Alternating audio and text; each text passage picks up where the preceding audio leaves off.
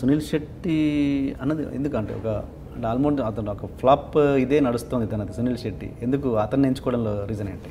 ఇండియాలో one of the original action stars అతను. మేము చిన్నప్పుడు చూసాం అండ్ సునీల్. ఎస్. సో ఇప్పుడు ఆయన్ని పెట్టే దాంట్లో ఇట్స్ ఆటోమేటిక్గా నాకు ఇప్పుడు హీరోగా కొంతమందికి మార్కెట్ లేకపోవచ్చు, హీరోగా కొత్త పరిగెత్తుకుంటే థియేటర్లు చూడాల్సిన అవసరం లేదు. కానీ ఒక ప్యాడెడ్గా ఒక క్యారెక్టర్ ఆర్టిస్ట్గా వస్తే సడన్గా కలరే మారిపోద్ది. అది చాలామందిని చూసాం మనం ఇప్పుడు. అండ్ దట్స్ హౌ ఆయన he migrated to that character. ఆ క్యారెక్టర్ యాక్టింగ్కి మైగ్రేట్ అయ్యారు. అండ్ తెలుగులో తీసుకొచ్చినప్పుడు ఆయన లాంచ్ అయినప్పుడే నాకు ఆటోమేటిక్గా డిస్ట్రిబ్యూటర్ కాల్స్ వచ్చాయి. So it's an added advantage for me. And నాకు పాన్ ఇండియా ఫీల్ వస్తుంది సునీల్ శెట్టి గారు యాక్ట్ చేసినప్పుడు. And I need that character also, ఎందుకంటే ఆ క్యారెక్టర్ అలా డిమాండ్ చేస్తుంది అనమాట. సినిమా చూసినప్పుడు మీకు అర్థం అవుతుంది. హిందీలో ఏం పెట్టారా దానికి? హిందీ రిలీజ్ చేయట్లేదండి. Only Hindi, Telugu, only Telugu and an international version. Telugu English అంతే. ఓకే, ఎందువల్ల చేయొచ్చు కదా అదే, ఇంకా హిందీలో అదర్ లాంగ్వేజ్లో చేయొచ్చుగా. ఎట్లా ఇదే నాకు కోఆర్డినేషన్ తలతో ప్రాణానికి వస్తుంది. ఇదే నేను చేసిన సినిమాల్లో హైయెస్ట్ బడ్జెట్ ఫిల్ము ఇది. ముందు ఇది నేను సెటిల్ చేయండి, దాని తర్వాత it's too much coordination. Okay okay. Chadarangam web సిరీస్కి మళ్ళీ వద్దాం. కంటిన్యూస్గా ఇదే topic, boring. And coming to again మనోజ్కి వస్తే, మనోజ్ విష్ణు చాలా ఏమంటారు, ఒక పద్ధతి గల అబ్బాయిలాగా, ఒక రెస్పాన్సిబుల్ పర్సన్గా కనబడతాడు. చాలా అంటే అన్నిట్లో తనే చూసుకుంటాడు.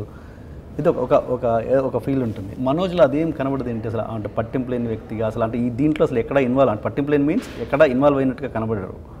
ఏది స్కూల్స్లో కావచ్చు, బిజినెస్లో కావచ్చు. ఏంటి మీకు ఆయనకు తేడా ఏంటి? నాన్నగారు అడిగినప్పుడు చూసుకోవాలి కదా అది ఇదంటే, అన్న ముందు పుట్టాడు, అన్నని చూసుకొని నాకు ఓన్లీ యాక్టింగ్ అంటే ఇష్టం, నాకు ఇంకేం ఇష్టం లేదు, this is my area of expertise అని చెప్పాడు. And I have to appreciate him. వాడికి దమ్మునింది చెప్పడానికి. నాకు రెస్పాన్సిబిలిటీ, పెద్ద కొడుకుగా పుట్టడం అనేది మా నాన్న చెప్తాను, ఇంటికి పెద్ద కొడుకు శాపం రా అంటుంటారు. ఎందుకంటే రెస్పాన్సిబిలిటీ అంతా పెద్ద కొడుకు పడుతుంది. అండ్ నేను కూడా నా ఫస్ట్ లవ్ ఏమని అడిగారంటే, acting is my first love. Education, other verticals are my responsibilities. ఆ రెండింటికి అంతే చెప్పగలను. ఇప్పుడు ఏంటంటే బిజినెస్కి సంబంధం లేదా అసలు? మనోజ్కి అసలు బిజినెస్ సంబంధం లేదే. తన సొంతగా ఇప్పుడు స్టార్ట్ చేయొచ్చు.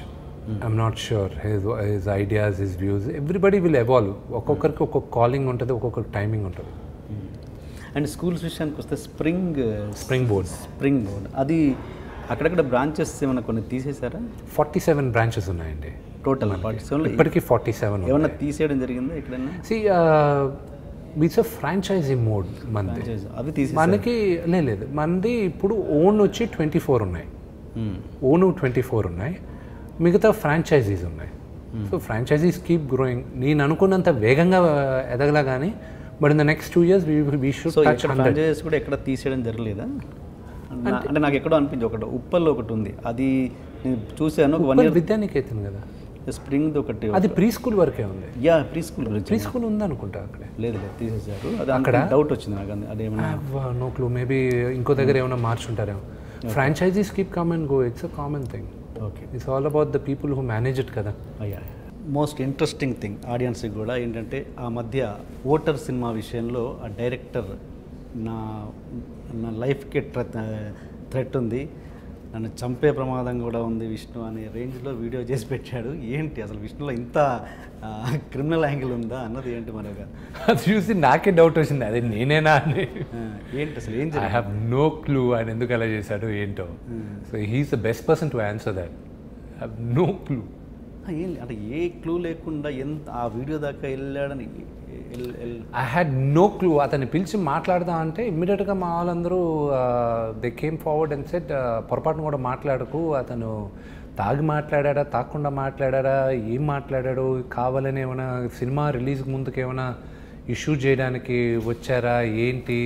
ఎందుకంటే ఆ సినిమా స్టార్ట్ అయ్యి ఆల్మోస్ట్ సినిమా అయిపోయి 2 years అయింది. సో ఇంకా వన్స్ ఒక సీజన్కి ఒక సినిమా ఆడుతుంది, అది ఆడదు అని తెలిసిన తర్వాత మీకు you don't want to promote it. So అందుకే ఆటోమేటిక్గా డిస్ట్రిబ్యూటర్స్ కూడా తెలిసి హార్డ్లీ అది రిలీజ్ కూడా అవ్వలేదు అది. So so we kept quiet.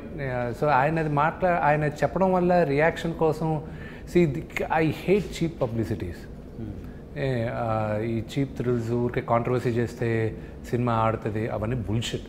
Content ఉంటే సినిమా ఆడుతుంది, లేకపోతే జనాలు వెరీ స్మార్ట్. అంటే ఆయన ఆ సినిమా విషయంలో ఆడుద్దని అలా చేశాడంటారా? ఐ హ్యావ్ నో క్లూ ఆయన ఎందుకు చేశాడు. దాని తర్వాత we kept quiet. You know generally one of the best things to do, ఎవరన్నా మీకు నచ్చని చేసినప్పుడు సైలెంట్ అయిపోవడమే. నేను పిలిచి మాట్లాడాలనుకున్నాను, ఎందుకంటే ఆయనతో నేను దాదాపు ఒక 1.5 year ఎంతో ట్రావెల్ అయ్యాను.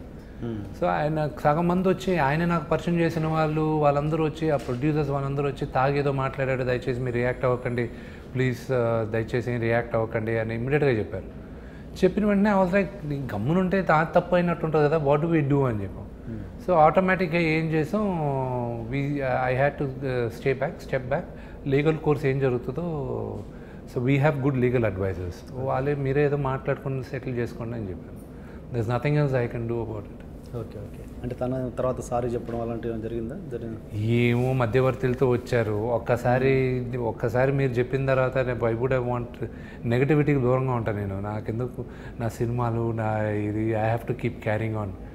నాకు ఉండేది 24 గంటలు సరిపోట్లా. అదే 24 గంటల్లో బిల్ గేట్స్ ఎన్నో అచీవ్ చేసుకుని వెళ్తున్నాడు. You know this what is it that I'm doing, I have to achieve more అనుకున్న ఉద్దేశంతో I'm trying to work hard. Okay. అంటే దాంట్లో ఏమాత్రం నిజం లేదు, అసెంబ్లీ రౌడీ రైట్స్ కొనమని? ఆ సినిమా రైట్స్ వచ్చి ఒరిజినల్గా అసెంబ్లీ రౌడీ ఇది కావాలని తీసుకున్నారు మన దగ్గర. అది ఆ రైట్స్ కూడా జరుగుతూనే ఉంది, అదే కథా వేదికల హక్కులు ఇది అవి జరుగుతున్నాయి. So let them keep going అని, అది మనకెందుకు అనుకుని గమనించారు. నానారు ఇట్లాంటివి భరించారు, అసలు ఏం దగ్గర పిలిచి క్లాస్ పీరియడ్ అలాంటివి ఏం చేయలేదు? అంటే ఆయన చూసినప్పుడు ఆయన కూర్చోబెట్టి చూసావా నేర్చుకున్నావా అన్నాడు. ఎవ్రీడే ఇస్ ఎ లెసన్, నీకు అర్థమైందా అన్నాడు. ఎవ్రీడే ఇస్ ఎ లెసన్ నాన్న నేర్చుకున్నాం. What is it that you learn వీళ్ళు అంటే అంతే. ఎందుకు ఆయన మాట్లాడే ఈ రోజుకి నాకు అది $1 million క్వశ్చన్. దాని ద్వారా చాలామందితో మాట్లాడడానికి వచ్చారు. I was not interested. Okay.